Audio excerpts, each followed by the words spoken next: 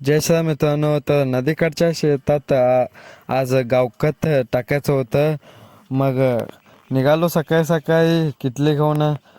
प्रथम डेअरीला गेलो आणि दूध घालून आम्ही गेलो नदीकाठच्या शेतात. तेथे गेल्यावर आपलं काम ऊन व्हायच्या आधी उरकाव म्हणून ऊन व्हायच्या अगोदर आपलं काम उरकाव म्हणून पटापटा उसाच्या बुडाला गावखत टाकायला सुरुवात केलो.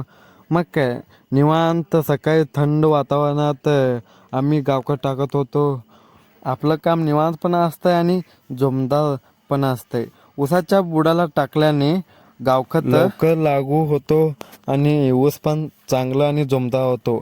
आणखी एक फायदा आहे याचा, जर आपण गावखत सऱ्यामध्ये न टाकता उसाच्या बुडाला टाकलं तणही जास्त उगवत नाही आणि आपला औषधाचा खर्च पण वाचतो. मग काय ऊन व्हायच्या आधी आपलं काम उरकावं म्हटलं, बसून भराभरा भरून देत होता आणि मी टाकत होतो.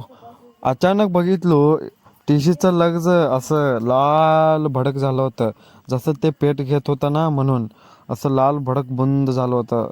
थोडं आवाज होतो तो चू चू चू असं झाल्यासारखं. त्याला बघू काय आम्ही आपलं काम सुरू ठेवलं. नंतर काय ऊन पण झालं होतं आणि मला क्लासला पण जायचं होतं.